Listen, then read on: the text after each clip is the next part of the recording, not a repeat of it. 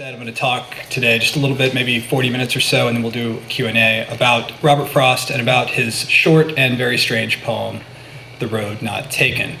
And I think maybe, I've got a lot of things on this podium, by the way, so if you see me fumbling, it's only because I'm trying not to hit the keys of this computer, which we have just managed to coax into letting me play a video, we think.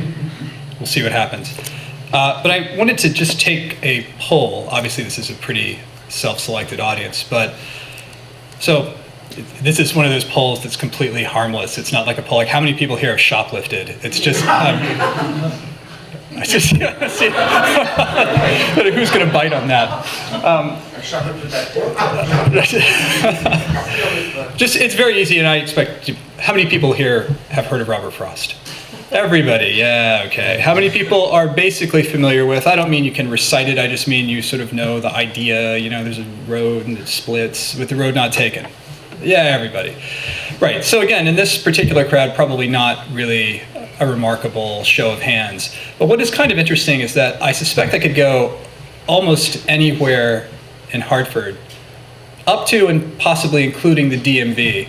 And I'm not going to say I would get everybody to raise their hand, but I bet I would get at least half of the people to raise their hands, which is kind of astonishing when you think about it, and you think about the deep, deep unpopularity of most poetry. I should probably put some more deeps in there. Deep, deep, deep, repellent force of many poems and many poets, which is, by the way, not particularly the fault of the poems or the poets, although sometimes it's their fault.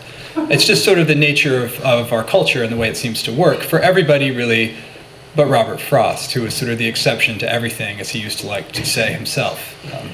Not a modest person, Robert Frost. But really, it is an astonishingly popular poem, and he's an astonishingly popular poet.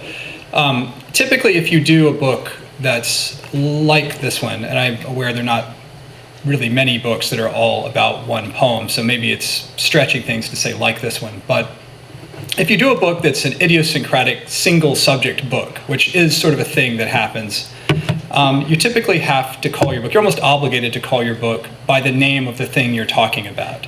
You know, there's a writer, I think his name is Mark Kurlansky, who wrote a book about salt. I'll give you 3 guesses what it's called.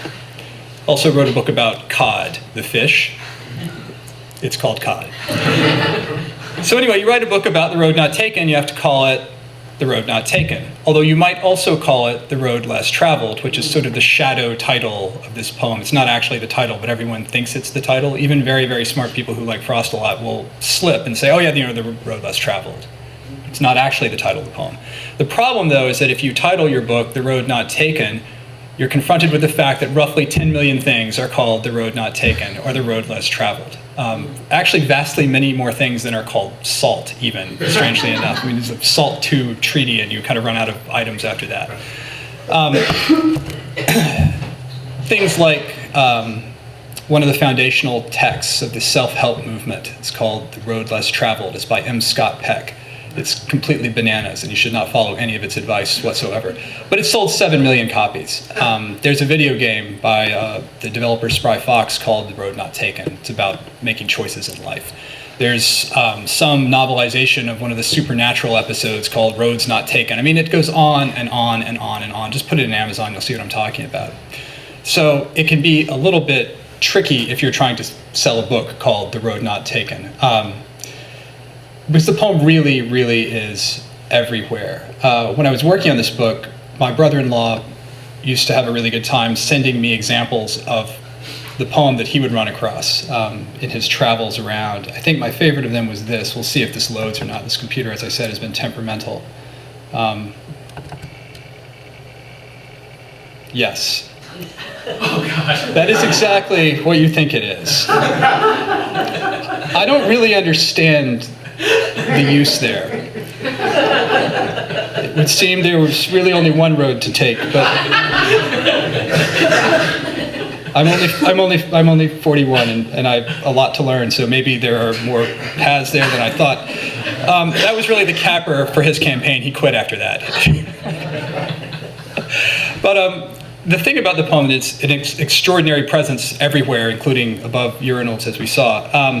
Is that it's not really just American popularity either. It's popular all over the place. And I think the best way for me to demonstrate that is to show you something, and hopefully this is gonna load. And I think the less I say about this, the better. Work for me.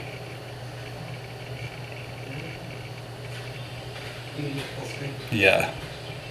Two roads diverged in the yellow wood, and sorry I could not travel both, and be one traveller. Long I stood, and looked down one as far as I could, to where it bent in the undergrowth.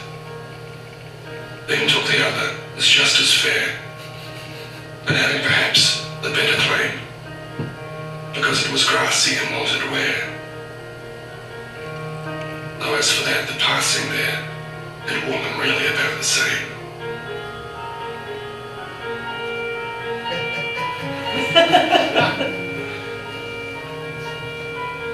And both that morning equally lay, and leaves no step and trodden black. Oh, I kept the first for another day, yet knowing how way leads on to way, I doubted if I should ever come back.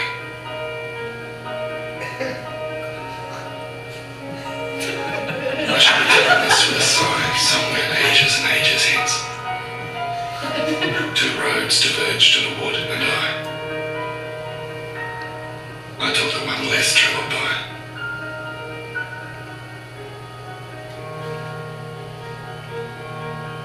And that has made all the difference.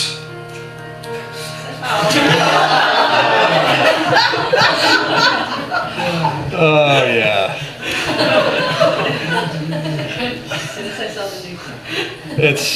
So that's a Ford commercial from New Zealand from a few years ago. And I mean, you have to laugh, Ford makes all the difference. Also, weeping Kiwi hipster, one of my favorite characters in all of television commercials. And he doesn't ever do anything boring. He's always just, catching huge sacks or laughing in a crazy way or something. He just never just sits around and eats potato chips or anything. What's really surprising about that, though, is, there are two things, actually. I mean, the first, obviously, is, the poem is 100 years old. The list of American poems that are 100 years old that you could play with no attribution and no identification to an audience of New Zealanders is limited to this one poem, pretty much. And the other thing is that, note it's a Ford commercial. And of course in New Zealand, Ford is a big American brand. So there's something about this poem that the people at Ford think will help them sell Tauruses. There's something about this poem that says something kind of American in a good way to New Zealanders, as opposed to the many ways that you could be American in a bad way to New Zealanders.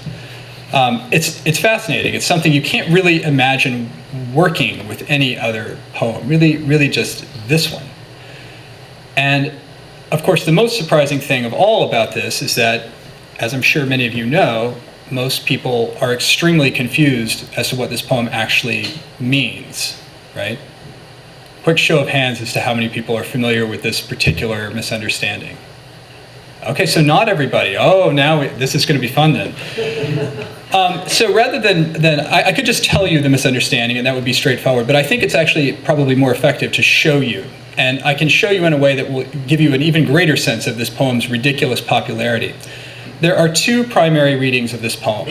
One of them is pretty plainly wrong, although maybe not completely wrong. And the other one is more right, but still not quite right. In fact, what I'm going to try to say in this talk, and we'll see how far we get, because I know everybody probably wants to eat all the food there. One of the things I'd like to suggest is that what's most interesting about this poem is that it's a poem that throws off different aspects of itself, different possible versions of the poem that don't actually exist, that people keep taking for the poem that's on the page. Here is the most commonly known aspect of this poem. Do people know the movie Dead Poets Society? Okay, so from the 80s, it's Robin Williams. He's playing a teacher named John Keating who goes to a New England prep school and liberates them from their conformist ways through the power of poetry. Sorry. I can't, what can you say? Anyway, here is, you can tell I love that movie, right? Yeah. They jump up on desks and they recite, "Oh, Captain, my Captain," and it makes them all better people. If only it worked that way. Here's Robin Williams. hesitate, gentlemen. Just take a stroll.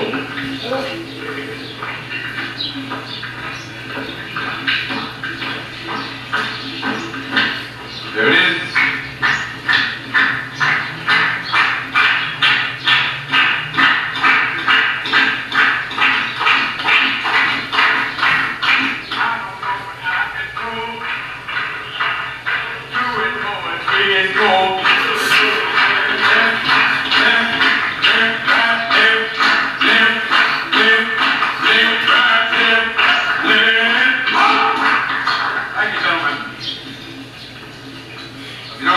Started off with their own stride, their own pace. Spitz, taking his time. He will get there one day. Mr. Cameron, you can see him thinking, is this right? It might be right, it might be right. I know that. Maybe not, I don't know. Mr. Overstreet, driven by a deeper force. Yes. We know that, all right. I didn't bring them up here to ridicule them. I brought them up here to illustrate the point of conformity. The difficulty in maintaining your own beliefs in the face of others. For those of you, I see the look in your eyes like, I will walk differently. Well, ask yourselves why you are clapping. And we all have a great need for acceptance.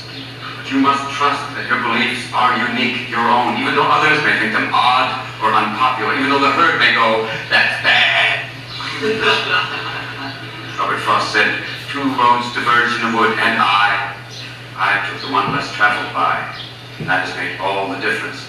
I want you to find your own walk right now. Your own way of striding, pacing, any direction, anything you want. Whether it's proud, whether it's silly, anything. Gentlemen, the courtyard is yours.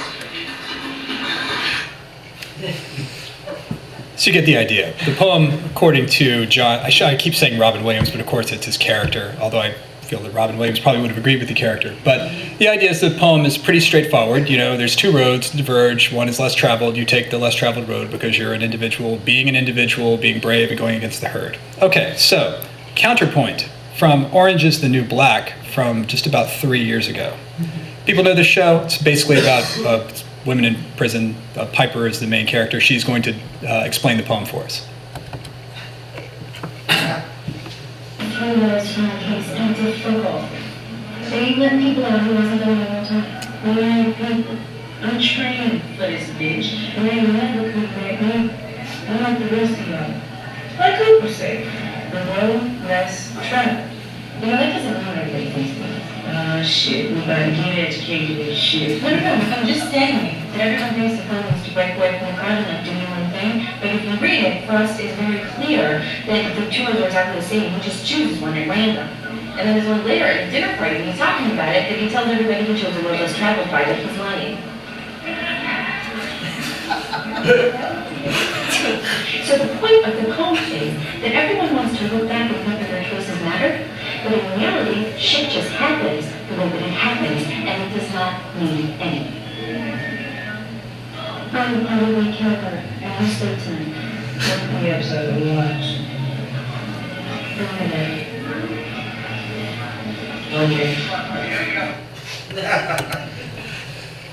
All right, so there's the other reading. So one reading, the Robin Williams, John Keating reading, is that the poem is a celebration of individuality. The other reading, the Piper reading, is that the poem is actually almost the opposite of that, that it's sort of a statement about the way in which our choices really don't matter, that we just make up stories about our choices.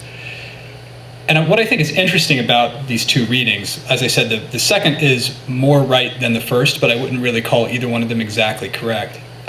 What's interesting is that they aren't just different readings, they're opposed readings, right? I mean, this isn't just like somebody who thinks that the real hero of Star Wars is Chewbacca or something like that. Like, that's an unusual reading. This is a foundational disagreement, you know, and it's a foundational disagreement about something that is incredibly popular. And I tried for a long time to think of something that's analogous, and the closest thing I could come up with is, Born in the USA, which was played at Reagan campaigns for a while. But most people that I know actually understand that song has pretty grim lyrics. I mean, all you have to do is read them. You know, it's not like it's complicated. So I don't think it's a great comparison. It's the best thing, the closest thing I could come up with. Really, the poem is unique in American culture, and maybe not in world culture, in being enormously celebrated and just completely debated, misunderstood, that there's been a massive disagreement about it at the same time. And I want to talk a little bit about how the poem works and why we come to these sort of different conclusions about it. But before I do that, I'm going to run very quickly, if I can, because I don't have a ton of time here, through the early elements of Robert Frost's biography, just because I think it helps to understand a little bit about Robert Frost in order to understand the poem. And in fact, this poem shares a lot of features with the stories that we like to tell about Robert Frost, who is, of course, also treated in this kind of double way by audiences. I mean, there's the common idea about Robert Frost that he's sort of a rural sage, and then there's the more, I wouldn't call it the academic idea, because that sounds like I'm criticizing academics or criticizing Robert Frost, but sophisticated's not quite right either.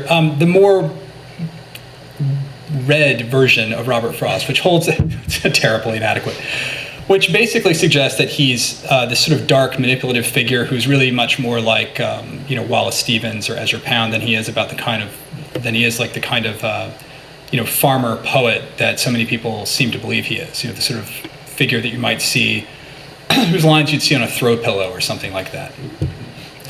So Frost, how many people know where Robert Frost was born? So not everybody, right? I mean, you would assume, I would suppose, that he's born in New England. I mean, that's what everybody would think. But in fact, he was born in San Francisco in 1874. So older than Eliot and Pound, younger than Yeats. And at the time, San Francisco was not the what it is now, a place you can buy very expensive sandwiches, if you can afford them. It was actually, in the wake of the gold rush, which was roughly 1850 or so, and there was a big silver mining boom going on at the time, so it was kind of a crazy town with a lot of crazy stuff going on. And Frost's father was actually from New England. He was from Massachusetts, and he was sort of a crazy character, an alcoholic, wild man, carried guns around, had a fixation on Robert E. Lee, which is how Robert Frost is Robert Lee Frost. One of the first of many contradictions in the Yankee image of Robert Frost. And he was a very difficult person and arguably abusive to his kids and to his wife. He died of tuberculosis and left the Frost family with $8. So they were forced to move back to New England when Frost was 11. So he spent the first 11 years of his life in San Francisco. And again, I don't want to suggest that this makes him a West Coast poet or something like that, but the first 11 years of your life are not insignificant. And given the extent to which we identify him with, New Hampshire and Vermont and states like this, it's worth remembering this is someone who really did not grow up there in any sense at all. So he goes to his father's relatives in Massachusetts, who are somewhat less than thrilled to get their son's wife and 2 kids to take care of, but they do. And Frost is a great student, incredibly competitive. And actually, one more thing I should say here is that when they moved back, they didn't move back to a farm either. They moved back to Lowell, which was a mill town. So we're talking about textile mills. So again, I just want to keep a track of the time that passes until we are actually talking about Robert Frost being on a farm, because it's a surprisingly long amount of time. Now, he did have relatives who had farms, and he visited them, but he basically lived in a mill town and lived in apartments. And his mother was a school teacher, and his grandfather was a mill supervisor. So Frost is a very competitive kid, a very passionate kid, graduates first in his class in high school with a co-valedictorian whose name is Eleanor White. Frost decides, possibly because they were co-valedictorians, that they have to get married. Well, what else can you do? And he pursues this with the kind of single-minded focus that he would pursue almost everything throughout most of his life. I should also say in high school is when Frost starts writing poetry. And in the background of this biography, just bear in mind, he's constantly writing poetry. It's just there's not many facts to say about it other than, and then he was also writing poetry. It's always happening. So Frost falls in love with Eleanor White and decides they should get married. She actually agrees. They become secretly engaged, and then they both go to college. And Eleanor goes to St. Lawrence College, I think it was. And Frost goes to Dartmouth. Frost drops out of Dartmouth within like a semester. Not really one for staying in school. He actually had 2 runs in college, one in Dartmouth and one in Harvard, dropped out both times. He actually does not have a bachelor's degree. So the great American poet with no college degree. Comes back to Lawrence and proceeds to try to persuade his, she would end up being his wife, his then I guess girlfriend, fiance, secret fiance, to marry him. And she says, sensibly I would say, I would actually like to finish and get my degree, and also you have no visible means of support. He feels these reasons are not totally adequate, keeps working in mills and stuff while she's going to college. And he keeps asking her over and over, well, now could we get married? Now could we get married? She says, no, no. At one point, he becomes convinced that she's going to throw him over for another person. And there's so many anecdotes that you can tell about Frost. He lived to be just about 90. This is one of the few I want to tell because I think it's just interestingly revelatory and counter to some people's expectations of Frost. So he becomes convinced that she's going to throw him over for another person. In that scenario, many of us might do a lot of things. We might go and have a conversation. We might get really mad, take a walk. We might, write a letter. Here's what Frost does. He goes and has 6 of his poems privately printed in a really fancy booklet with gold leaf and everything. And puts a title on it, it has it done up. It's called Twilight. Frost, not anticipating later uses of that title. Not his fault. It's no one's fault. So he then takes this to Eleanor, thinking that this will make her swoon. I'm going to go with swoon because that's the kind of gesture it is. I mean, there was no swooning allowed after 1915 or so, but pre-1915 you could still get people to swoon, I think. So he takes it to her, hoping for that reaction. Shockingly enough, that does not occur. She's sort of like, this is really great, thank you, and he's crushed and devastated that she did not understand what he meant by this romantic gesture. So then, of course, in this scenario, there are things that one might do. You might take a walk, you might discuss it further, you might write a letter.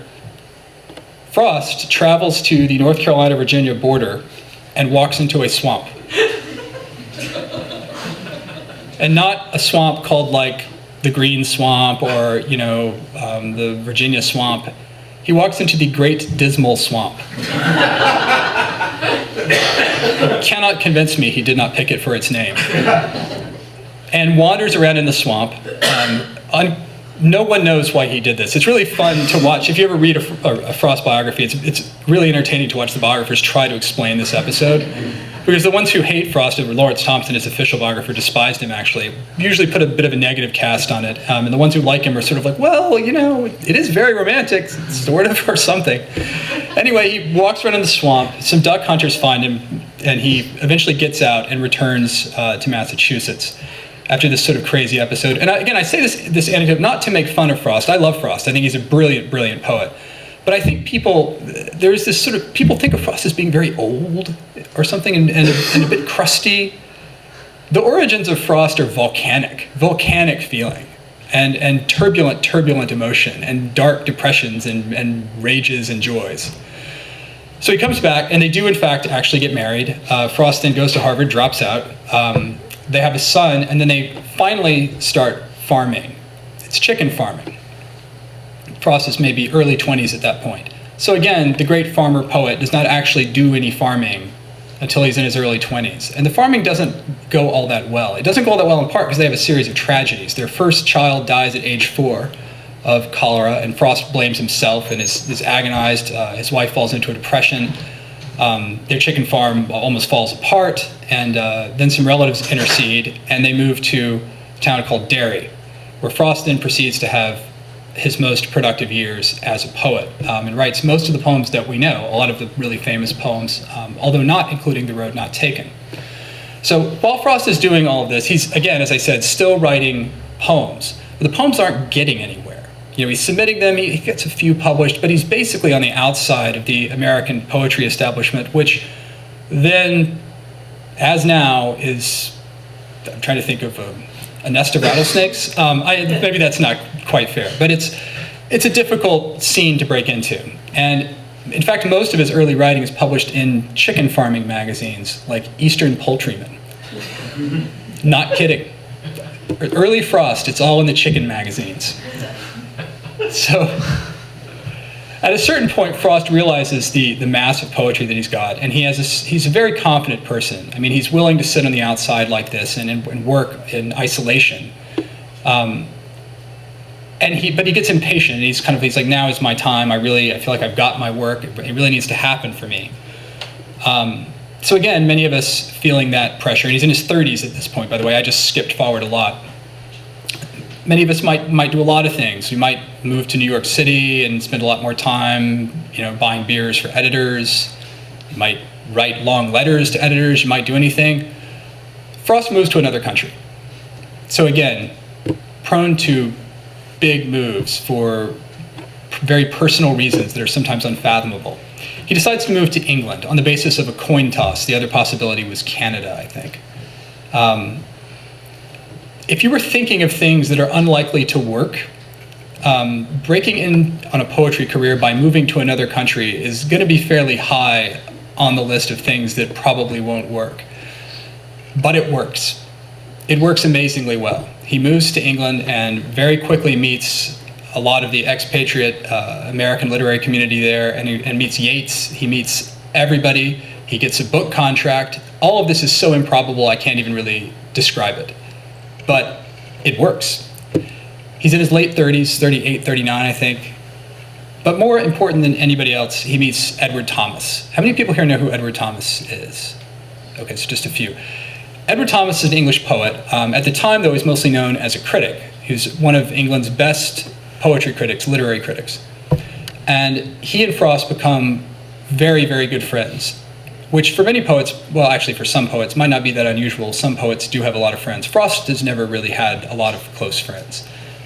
Thomas, though, he takes on almost as a brother. He confides in him. Frost is a very spiky, difficult person, as you may be gathering from this. But despite the hostile intentions of some of his biographers, no one has yet been able to find anything hostile at all toward Edward Thomas, whom he absolutely loves.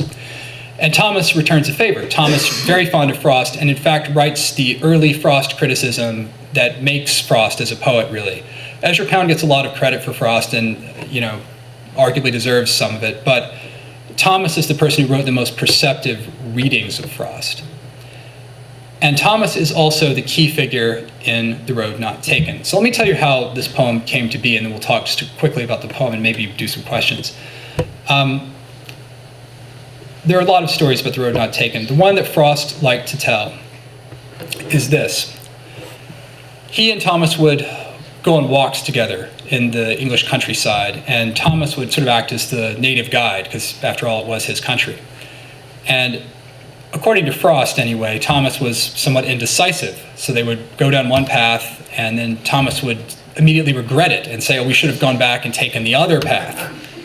And Frost thought this was very funny because Frost, whatever you may say about Frost, Frost was decisive. That's maybe that's the key word for Frost, decisive.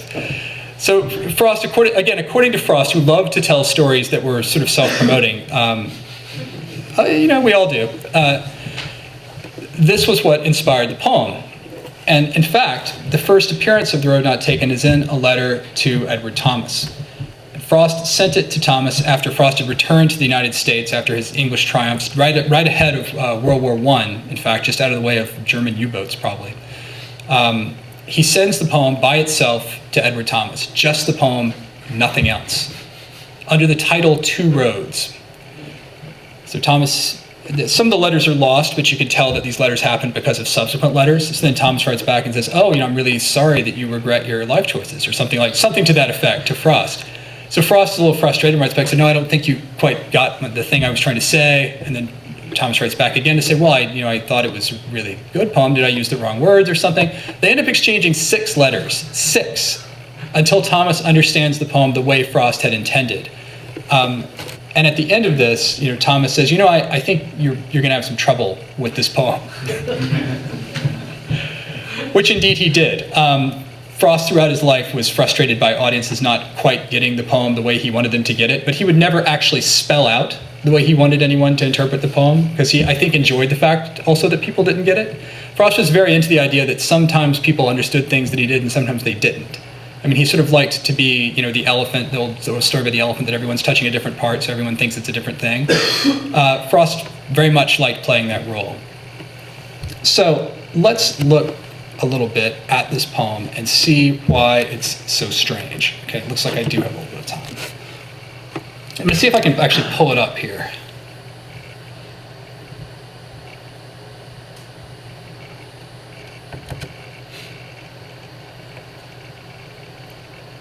Well, it's Microsoft, it could take years.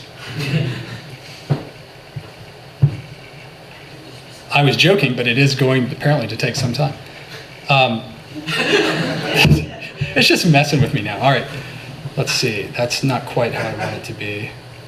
Can I get it to just fit the screen? Maybe I'm gonna need to shrink. You guys can see that though, okay? All right. I don't know how to eliminate the header, so I'll just scroll up when I'm talking about something different. So what I want to do here, just very quickly, is point out what I'm going to call oddities of this poem. I was saying earlier that I think this is a poem that throws off aspects, that has like shadow poems that people think that it is, but it isn't quite. The strange, eccentric features of this poem are what prevent the poem from fully resolving into one of the dominant readings. The two main readings, again, are the sort of Robin Williams reading and then the sort of more cynical Piper reading. The first thing that's very strange about this poem, obviously enough, is the title. The Road Not Taken. As I said, people always call it the road less traveled. They call it the road less traveled because the poem ends famously, two roads diverged in a wood, and I took the one less traveled by, and that has made all the difference. So, if you took the one less traveled by, why is it called the road not taken, right? It's a little odd. I mean, the point of the poem is the road less traveled, but then the title of the poem is the road not taken, then the title's talking about the other road. Unless we're actually talking about the road not taken by all the other people, in which case it is the road less traveled, right? No, you laugh, but again, like, remember that the poem, as I said, was originally called Two Roads. So Frost changed it to make it this title, right? I mean, you can't read too much into titles, but in this case, I think this is a deliberate choice by the poet to go with a title other than the initial title. We've got to give it some weight. It's extremely confusing. Who's doing the taking and what's being taken? I think it's unresolvable, I mean, it's a fascinating title. And the reason that people keep getting it wrong is because the title doesn't seem to fit the poem.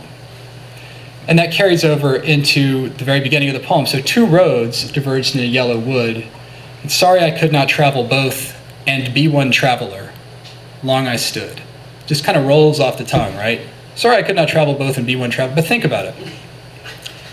I mean, if someone said to you, I was really sorry I couldn't travel both roads and be one traveler, I suspect you'd, what? Of course you can't. It's a very strange thing to say. This is one of these poems where everything just flows and it just kind of goes from one thing to another, and you kind of nod. When you're doing the commercial, you can imagine all the Kiwis sort of nodding like, oh yes, I took the one less traveled by. But the more you look at it, the stranger it seems. I mean, what is that supposed to mean? Sorry I could not travel both and be one traveler. I mean, there's a bunch of different ways to look at it. I will suggest a couple here. I mean, well, three maybe. So one thing that's odd about it is the objection is not to the fact that the speaker can't reach the destinations, right? The objection to, sorry I could not travel both and be one traveler, is to the principle. The speaker's objecting to the fact that the principle that prevents him from traveling two roads as one person. It's a pretty strange thing to object to. It's sort of like objecting to the fact that your life is determined by choices rather than objecting to the results of any one choice, right? You're kind of nodding like, well, maybe, yeah. I mean, no, it's very strange. So another possible reading is to say, sorry, I could not travel both and be one traveler. Well, if you can't travel both and be one traveler, what if you were going to come back to the roads and take the second one, right? I mean, certainly that's a possibility. But if you say, I can't travel both and be one traveler, then what you're suggesting is that as soon as you take the first road, you're changed. So if you return to the same crossroads and take the second road, you can't take it as the same traveler because the act of choosing changed you, right? Very odd. Now I'll give you my crazy Martian reading. So sort of stole from my wife. Attribution. There's another sort of suggestion here. There's a potential suggestion. I mean, imagine if there's a suggestion that you can't, in any sense, there's some part of you that is unsplittable and that is a core, right? I mean, imagine if you could separate your brain into two hemispheres and send one down one path and one down the other path. The suggestion here is that somehow you can't be one traveler if you do that. There's some you that has been lost. So the opening of this poem, and again, I know it sounds possibly that I'm reading a lot into this, but I don't think so. I think the oddities are what make the poem so attractive to people. They're what give us something to talk about with this poem in a way that if the poem resolved itself into this sort of Robin Williams, John Keating reading, it would just not be very interesting, right? I think we absorb the strangeness when we read it, and we take it in on kind of a deeper level, and you have to really think about it to pull it out. So let's keep going. So I'm going to make a few more points about this, and then maybe we'll do some questions. But let's go straight down to the part that fuels the Piper reading of the poem. This is the part about the two roads being the same. And this is the part that everybody ignores when they say that the poem is about being an individual.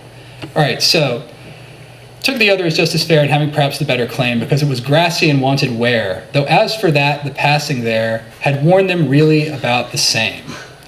And both that morning equally lay in leaves no step had trodden black. Right. So the two roads are maybe not exactly the same, but maybe equivalent in some way. And this is, again, what fuels the Piper reading of the poem. I mean, what she's suggesting is that this poem is about a person looking at two roads that are basically the same, and then saying, well, I'm going to take the less traveled one, when in fact they're both equally worn. So it's a way of kind of puffing yourself up after the fact, right? But it's actually it's a strange thing to focus on, because what does he focus on here? He focuses on how much wear the roads have gotten. And in a lot of times when we talk about this poem, we sort of equate the lack of wear of one of the roads with the difficulty of the road. But I just want to point out that that's not necessarily intuitive. I mean, you can think of a lot of instances where, the less traveled road is actually the easier or more boring road, right? I mean, I don't want to be crushingly literal, but, if you go to like a national park, the less traveled road is usually like the service access road.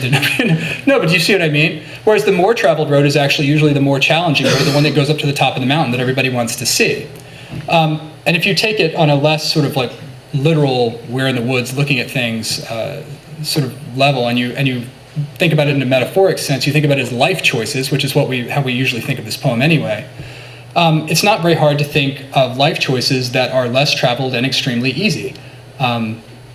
Being a heroin addict or evading your taxes. I mean, I think, assuming that's less traveled for people here, maybe.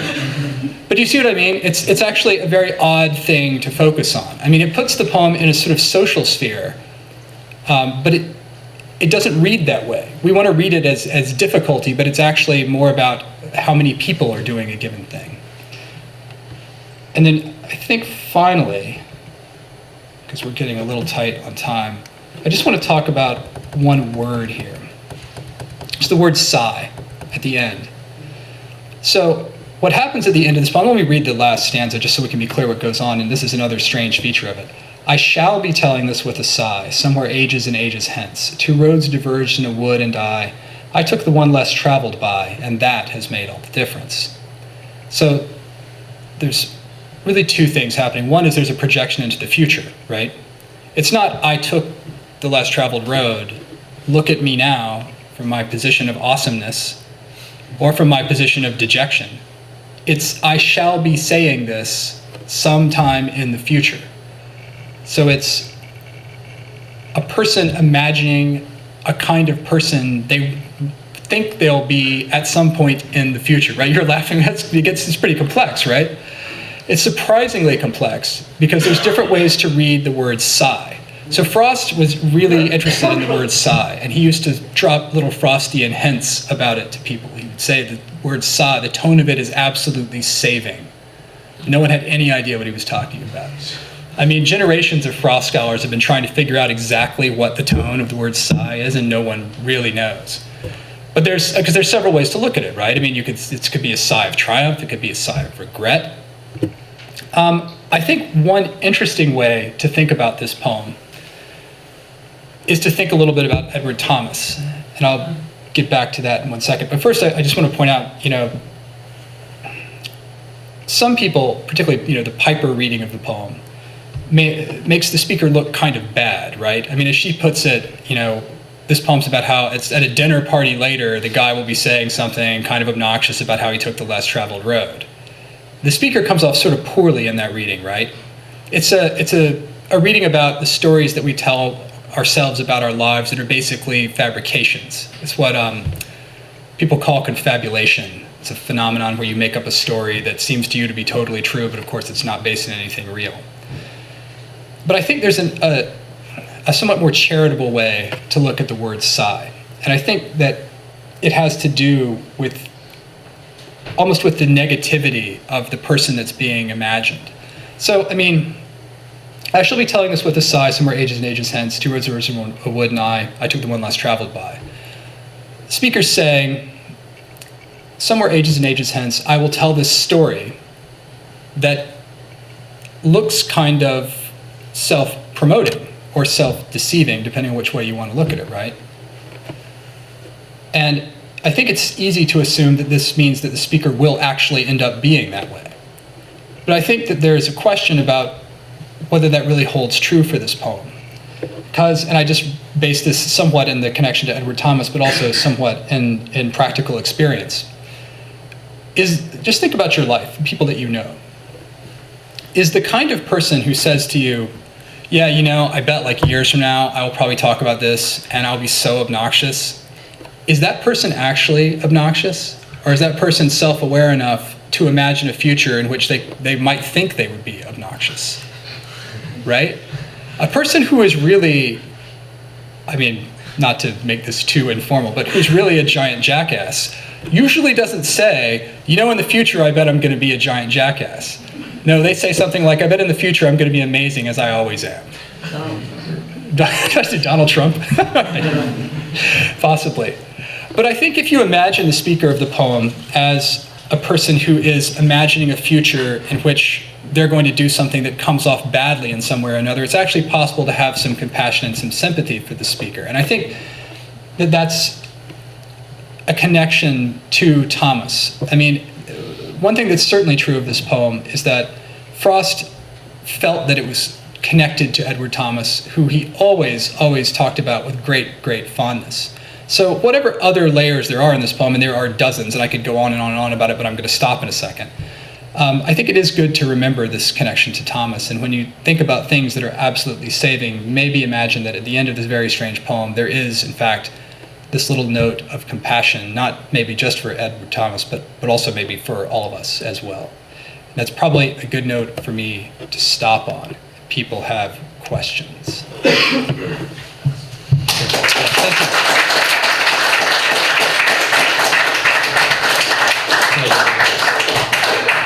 10 minutes for questions. Whoa. Sure, go ahead. I really am puzzled by the I dash I, right. stanza, especially as you loop back up to the first stanza, and the choice is 2 woods and to be 1 traveler, and the impossibility of splitting into 2 bodies. Right, absolutely. There's the split of the first person pronoun, and it seems like a stammer. Right. Almost as if you stammer as you're about to make something up. But I think it's that bifurcation when he engages the possibility, or with regret, the possibility that he has to remain whole. Right, I absolutely agree with you. In fact, I talk about that, and it's one of the things I passed over just because, again, time is limited, and we all want to hear about the Great Dismal Swamp. But I absolutely agree with everything you're saying there. I think all of that is there, and it's not a reach at all. Sure. Yeah. Are there any other specific Frost poems that might particularly come to mind regarding like kind of multiple layers of meaning? Oh man, a lot. All of them. Like almost all of them. I mean, it's funny because people talk about this poem as if it's an exception to Frost's other poetry. I mean, the poem that a lot of poetry readers really like is directive, which I think is connected to this poem in a lot of ways. And this poem kind of, people give it a bit of a hard time, but I think the way this poem works is really a key into Frost. I mean, it's something you can turn, and it opens a lot of the other poems, because I think that the way it functions is sort of central to the way a lot of his writing functions. Now, I mean, I'm talking about his good writing. Frost got a lot of bad writing, and I can't vouch for that, but all of the great early poems and some of the later poems it was his entire game. Yeah. Sure. I'm curious, when you were saying he was quite frustrated about some of the poor readings of the poem during his lifetime, that it seems to me somewhat wrapped into the more cynical reading of this poem, maybe the idea of the guiles of poetry, or the possibility for something like the Robin Williams character to sort of break off this one part of it and, misread it. I think again of the neighbor and mending wall. Right. Tony, good walls make good neighbors sort of thing, in a way that's sort of laughed at. And I guess I'm just curious what you think of that sort of baked in cynical nature about it. Sure, yeah. I mean, obviously Frost, and I think there are many choices, a good one. What you're asking about in a way is Frost's relation to his larger audience, not the more specialized audience, right? People take different views of it. I mean, my sense, and there are some Frost scholars who have said this before me, is that if Frost had nothing but scorn for that audience, I don't think he would have written quite the way that he did. He had some scorn for that audience, but he had some scorn for everybody. He was very generous with his scorn. Well, he had plenty of scorn for sophisticated readers too. I mean, he really liked the idea that his poems, there is that connection to the sort of folk reading. And by the way, when I say like folk reading, I don't mean to be condescending. I just mean the more typical reading from casual readers. I'm not trying to condescend to it. But I think he invites that folk reading because he has some respect for that folk reading. I think he even has some respect for the, frankly, kind of ridiculous John Keating reading of this poem. I mean, there's a reason people read this poem and think that it means that. He has put that mask on the poem. And he may, obviously that's not everything he intended with the poem, but it's part of what he intended, I think. Or it's at least, it makes the poem more interesting that facet is there. If it wasn't there, it would be a somewhat less interesting poem. In fact, one of the things that I do in the book is rewrite the poem a couple of ways. I rewrite it as the Robin Williams reading. If you really wanted to write that poem, it would look more like this. And then I rewrite it as the Piper reading. If you really wanted to make a parody poem that's just brutally cynical, it would look like this. Now, they're both awful. But I basically take out the quirky parts of the poem and just make it straightforward, I mean, the thing is, this poem doesn't really work as parody in the way that, Swift's A Modest Proposal works. Nobody reads A Modest Proposal and at the end says, we really should probably eat more children. I mean, but people do read this poem and just come away with that. And it's a trick, but it isn't completely a trick. I guess is what's most interesting about Frost for me. Yeah. Does that answer the question? I kind of rambled, thanks. Sure. When you call the emphasis to the word sigh, Mm-hmm. it just reminds me of the word resign, kind of sounds like it. And isn't it kind of like everybody in life has to kind of resign themselves, and everybody's going to take a different way of resigning themselves, and that's the whole point with whichever way you take, as long as you're kind of satisfied with it. Right, I think that's a big part of the poem. It's also a part of the way that Frost looked at the idea of choice. It's a very interesting conception of choice that I also think interestingly lines up with a lot of subsequent research into choice by psychologists and neuroscientists, in that he has a great deal of, let me think about how to put this. He puts a lot of stock in his own agency, but he's also completely comfortable with the idea that there are parts of himself to which he has no access and which are making decisions for him in a way. And there's plenty of quotations from Frost that support that view of choice.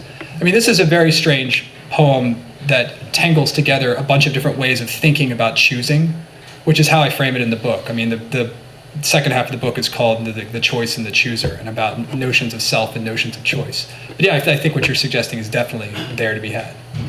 So, did you have a question? Yeah. Yeah, you were sort of talking about him being sort of an enigma in terms of how popular he is, especially in American poetry. And do you think that that he sort of like milked that like the American folklore identity like as a way to like expand his readership? Oh, absolutely. Sort of in the same way that like a Yates may have kind of capitalized on the rest of the world. Yes. Yes, as much as he possibly could. I mean, one thing that's kind of great about Frost is, and this is going to sound like faint praise, but it's not, he's a very hard-working poet. And when he first started out, the first reading that he did, another Frost anecdote, he was too embarrassed to read his poem, and he had to get a local pastor to read it while he stood in the back of the church.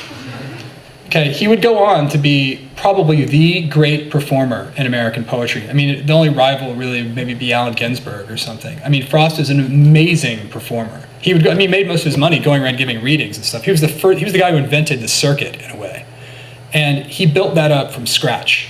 You know, he basically formed this persona, and he would do these amazing kind of seeming to be riffs type performances that were really incredible. And of course, the capper of this is reading at Kennedy's inauguration, where he kind of does a thing where he's fumbling with the pages, and you're wondering, is he going to be able to read it? Is he going to be able to read it? And he just gives up, and he just recites the gift outright, and everyone's like, yes! I mean, you know, and did he have to do that? Probably not, who knows? I mean, he was very old at the time. But yeah, he absolutely constructed the image and built the part and played the part and worked very hard at it. Sure. Going back to the last stanza. Sure. It has always struck me as something of the poet's paradox, sort of like, you know, and this still lives and this gives life to thee. That is to say, I shall be telling this with a sigh. Mm-hmm. Well, he's telling it Right there, right. in the poem, right? And I mean, somebody says, you know, maybe one day I'll make this confession, and then makes the confession, Exactly. right? Which means that they're making the confession then. Mm-hmm. So that in some ways he's also giving a, especially somewhere ages and ages hence. It's not even like when I grow old. Right. It's like next century, maybe. Right. And I wonder if that isn't also something of a wink to the durability of the poem. That is to say, I'm obviously saying it now. I'm going to be saying it because this poem will last, right? The poem lives, and you guys in the 2015 are going to be still thinking that one day I'm going to say it. Do you sense any of that? This self-conscious sure. poet leaving his marker for posterity there? Right, absolutely. Yeah, no, I think that's a great way to read the ending. I mean, again, there's probably 10 different ways to read it, and I think that's actually a really interesting one, and I agree with you. And the ages and ages hence is the real tip-off there. And then again, you know, Frost, an extraordinarily confident poet right then. I mean, 1915, this was Frost at the height of his powers, pretty confident that everything he was writing was unbelievable, which it was. So, you know, maybe he knew what he was doing. But no, I think you're absolutely right. I mean, why ages and ages hence? Why not, you know, years from now, next week, next Thursday? Sure. Right. Anybody else? Sure. Could you say a bit about what brought you to this particular poem as a subject matter of your book? Oh, yeah, that's a good question. I would love for it to be some amazing story where, you know, I'm walking along and then the two roads diverged, you know, and I was like, you know, I'm go to the bathroom and there it is on the wall. I mean, no, honestly, what happened is I was going to do a book, or my idea was I was going to do a book that was on maybe like, I think I picked 7 poems because 7 to me seemed like sort of a magic number. And I, you know, told that idea to my agent, and she was like, "Why don't you just do 1 poem?" And I was like, Can you do that? And she said, "Sure, why not?" And I was like, "Oh, I guess you could." And then we thought about how could you do a book on 1 poem?